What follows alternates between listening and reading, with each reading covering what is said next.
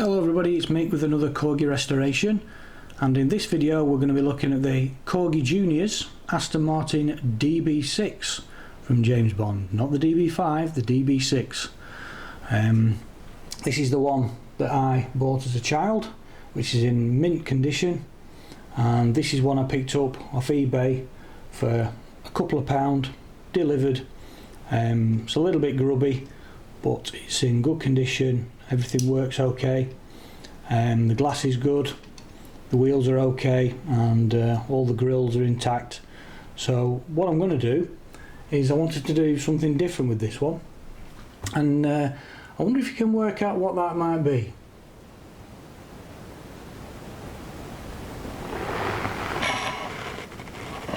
So yeah, no surprises what we're going to be doing with this one. What I've decided to do is I'm going to restore this one to look like the Corgi 261.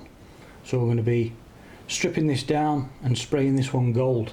This is something I saw on one of the Corgi James Bond Facebook groups, and a guy did that with one of his, and I just thought it was a good idea. I'd already got the original Corgi Juniors in mint condition, which I can keep, so this one I thought, let's do something different.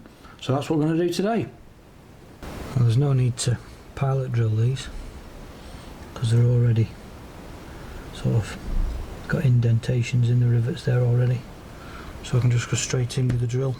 I'm just going to hold it in my hand, taking my time, taking care. Obviously this is slightly more fragile than doing one of the bigger Corgi versions.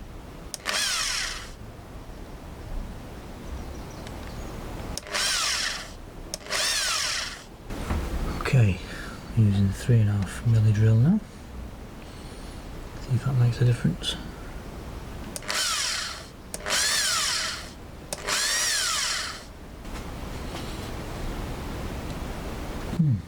Took a bit of fettle in that one. It's finally got there.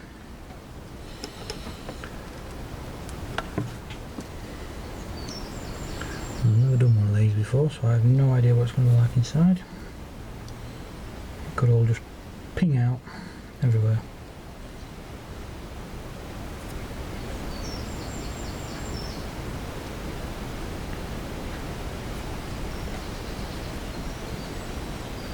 Just put that there for now. So there's your base plate. It's pretty straightforward. Now there are those two little pieces there, obviously what hold the wheels in place and give it the suspension, so they could potentially ping off, snap off, but they're okay.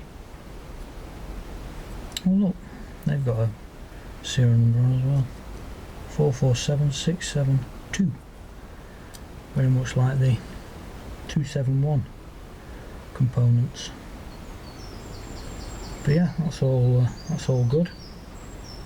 1979, coloured rose and Eon.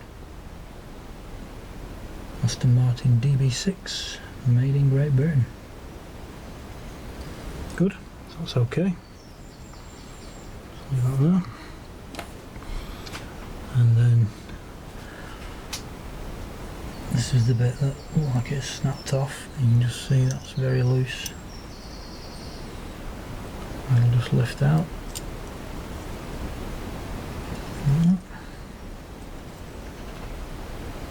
Yeah, you can see just in there, just there, it's snapped. I might be able to glue that. Everything else looks alright. There's this little spring here. Everything else looks alright, just needs a clean. Glass is very grubby, but it's intact, that's the main thing. That's good. There's James Bond with his little steering wheel, that's all good. So the eject seat is sprung Okay, it's just that little bar there, so I'll have to have a look at that and see how it should be glued. But other than that, that's okay.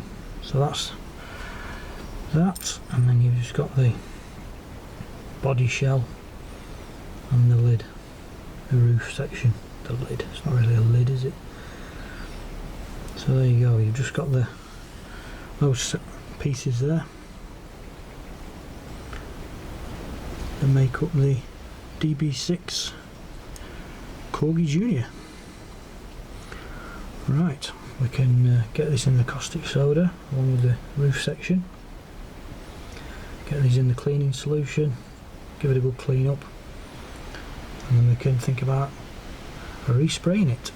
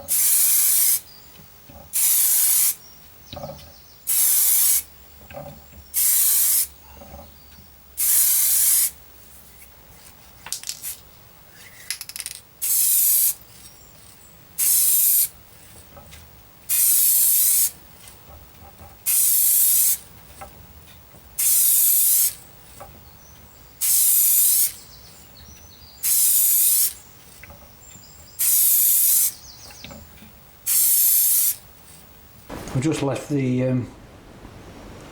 bits and pieces in a tub of washing up liquid and warm water overnight, and that just cleans them up really nice, gets rid of all the muck, or most of the muck anyway. And you can always just brush off the little bits and pieces, but that brings it up really good. And then the glass, it cleans that up really well. Again, gets all the muck off. Just give it a bit of a scrub. Just give it a bit of a scrub there, and then just put it in the window cleaning fluid again overnight, and that'll bring it up nice and shiny. I'm just using this Molotow liquid chrome pen with a 1mm tip on it, which I'm just going to use to touch up the wheels and the bumpers on this. You can see that one is quite worn, this one's not too bad, so I'll touch that one up and it'll look much better.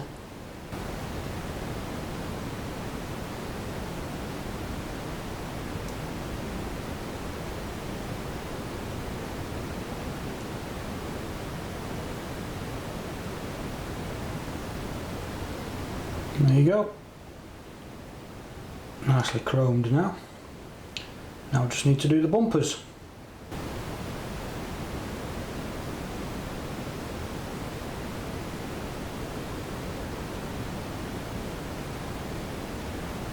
And the grille, of course.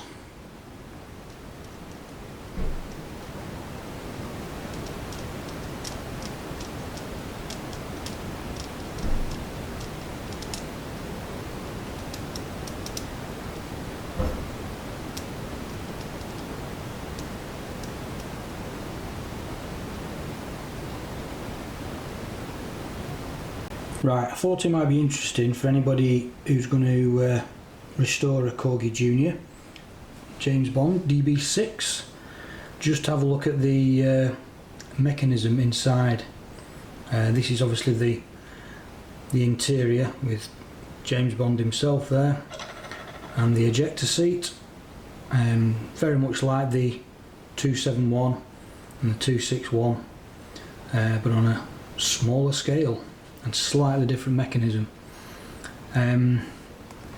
This little piece here, on the one I got, the ejector seat wasn't when you hit the button, which is this little button here, it wasn't ejecting the seat and lifting the roof section. Now that's because this little bit here, we can just see white on the end there, that had snapped off. I've worked out. It took a bit of working out, but luckily I have one of these already that I bought when I was a kid back in 1979. And that bit was slightly longer, I noticed. So what I've done is I've used the old super glue and baking powder solution, and I'm just building that up slowly. I'm going to have to put it all together, test it, and just see if that's built up enough. And once it is, then I will then touch that up with red paint. But for now, I'm just trying it bit by bit. So that's the first lot of super glue and baking powder I've put on, so I'm just letting that set. But you can see the workings of, you can see the steering wheel on the left there, and that's where James Bond sits, bottom left. Then you've got the little sort of, everything's really small, so I'm having to zoom in with the camera and it's difficult to see this little sprung section here. When that's in situ in here, it pushes that away, I think, which allows the roof section to release. And then there's this spring here that puts the tension on the ejector seat, that flicks the ejector seat up. And what I will do is I'll put it all together when I've built this up, and we'll have another look. But I thought that might just give you a bit of an idea if you're thinking of stripping one down yourself.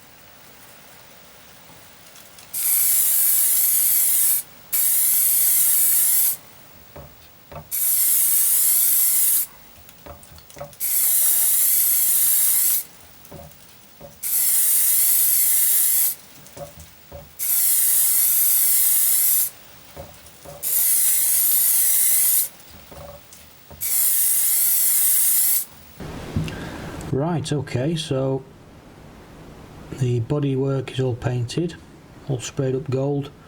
I've done the lights, I've done the little badge on the front, and I've done the rear lights to the DB6 original, and the number plate at the back, which is pretty much the same sort of style as the 261, which I've got here. Obviously the grille on the 261 is integral to the body shell, as well as the bumpers, whereas this DB6, my Corgi Junior, the actual grille is part of the base plate. But that is now painted up. Now this is the, you can see the white blob on the end of that piece there, which that bit catches on the little this bit of the roof and holds it in place, and then when you press the button on the side, it sort of pushes that just enough to allow it to activate and spring open. The spring on the back there that puts the tension on the ejector seat is enough to ping the roof open. However, I've put this back together just to try it and it's still not working, but I have noticed, I don't know if you can see, I'll do you a close-up, but the little sort of lug there that the roof pivots on has got spray paint on it, and I think that has just bulked out enough in paint to just restrict it from pivoting freely in the bodywork. So what I'm going to do is I'm going to use this little emery board here, and I'm going to try and sand the paint off these two little lugs, and hopefully that might be enough just to allow it to freely move. We will see.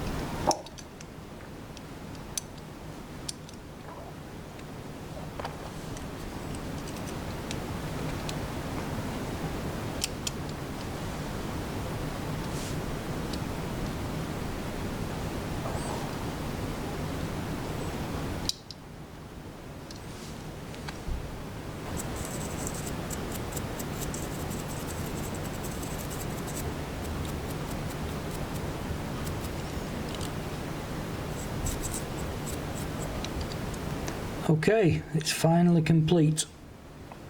We've applied the super glue and baking powder solution to the rivets at the back, and when the super glue and the baking powder sets, it goes grey anyway, so it almost looks like a rivet. So I'm really pleased with that idea.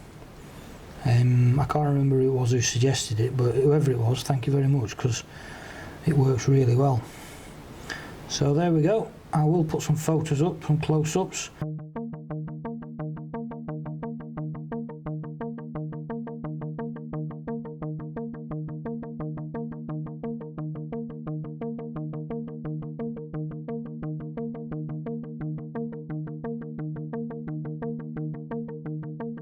I'm not going to lie, that roof section was a pain.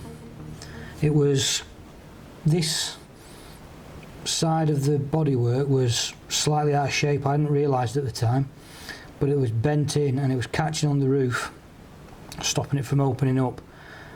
So I sort of put some pliers in and opened them out, protecting it with a bit of paper towel on either side. And I tried to prise it open and I nearly snapped it here, almost. So the roof still doesn't operate. The button, I don't know, it just won't work.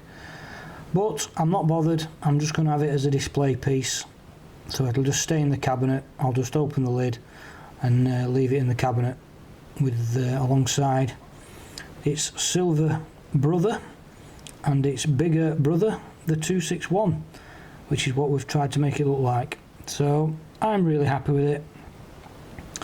It'll have pride of place along with my other Corgi James Bond models, and yeah, I quite enjoyed doing that one. So I hope you enjoyed that. If you did, please remember to like and subscribe. Hit that bell icon so you're kept up to date with any future videos. If you've got any questions or comments, leave them in the comment section below. Thanks for watching, and we'll see you on the next video.